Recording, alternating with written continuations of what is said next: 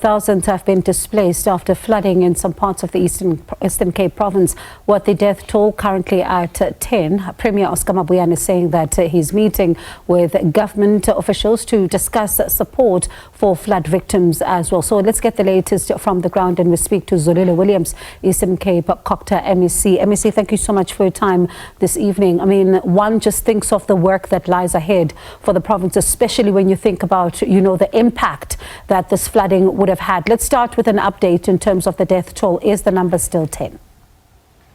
Good evening, Bongiwe, and good evening to the viewers. Yes, Bongiwe, the people of especially Westville in Kariaga, I believe, Bongiwe, that they may have experienced a biblical Noachian floods experience, because in that area, the floods were running at roof height, destroying a few houses, and then certain lives were lost, amounting to about 8 fatalities. And we are busy with mopping up operations because debris is strewn all over people's houses. And we've got up close to 3,000 members of the community that have been displaced, and we are currently busy with preparing to build from tomorrow temporary structures for them. We are going to be constructing about 2,478 structures, and those are communities that constructed their informal settlements in the floodplains and below the flood line. So we're busy with that, and the Premier invited 3 ministers today and deputy ministers from the presidency, Minister of Cooperative, Minister of Transport, and Minister of Human Settlements. We're all here today to strategize and take decisive actions to respond to people's needs at this time of need. And we have, I believe, we have now taken steps, and we will be declaring a provincial disaster as the provincial government, whilst the Minister of Cooperative Governance, Minister Nkadimeng, is convinced that this must be declared as a national disaster because of the magnitude of the disaster that we've experienced. So when does that process get underway? We have submitted as a province already to the National Disaster Center, and they are considering our submission. But as the minister has alighted to her flight this evening, she's going to the disaster center and convince the president of the national disaster. And we may be actually expecting the president to come down on Friday to witness himself the devastating and horrible scenes of infrastructure damages and bridges that have been washed away in this instance. So MEC, then just to double check quickly, so the fatalities, you say they still stand at 10, right? Yes. Okay. So let's then continue to something else. I mean, looking at the province and what you've had to go through as far as flooding is concerned in the past. I mean, one even listens to the Premier who says that this province is disaster prone. He's accepted it. So how then do you begin as a province to address this in order to ensure that you also mitigate the devastating impact it's having on the residents?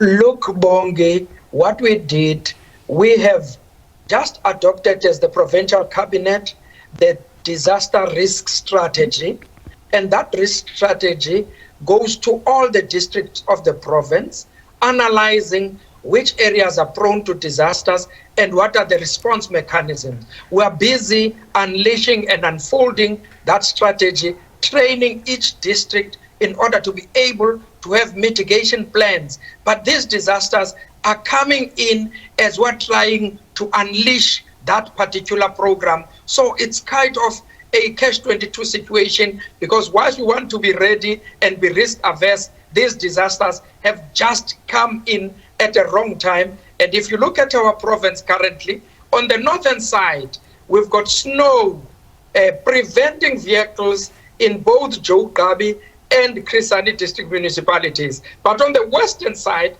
you've got high rainfall to the magnitude of 228 millimeters in one night. That's why I'm saying It's somewhat an experience of a biblical Norwegian experience for these communities. It's quite bad, and we are doing all we can because students, in fact, kids that are writing exams have been hugely affected.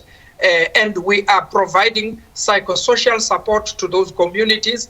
And the Department of Education is working with those kids to see what can be done, because their books have been literally washed away as the storm was too much at roof height, to be exact. Yeah. And we're also in those communities providing kiddies nappies, because some young kids have been displaced to, they are in the community halls and churches, and we must appreciate the work of the churches during this time. We're integrating our efforts as government to work with churches, with NGOs, and everyone that is available to support those communities to ensure that at least we ameliorate the conditions which those people are currently feeling. So MEC, those are the people that are being supported, of course, as the province is trying to really just assist the residents here. There are some that I've listened to when they were talking to our different reporters, some who are saying that when they're going to try and seek assistance, they're being told, no, we're helping people whose houses have washed away or who have been displaced, not people who've been impacted by just flooding alone. And they do say that they've also just experienced some difficulties in their own structures. Some of them are shacks. So how then do you begin to ensure that even those who need assistance do get it, all of them, and not just some? No, Bongi, I think we have identified that blind spot. When we visited the area, we were taken directly to those communities.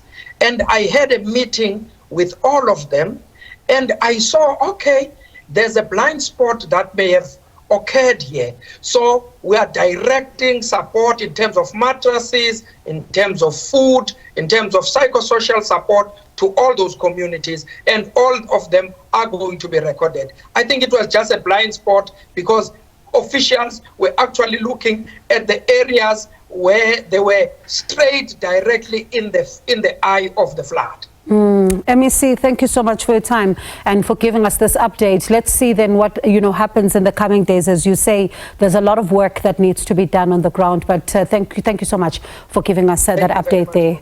That's Zolile Williams, Eastern Cape, Cooperative MEC.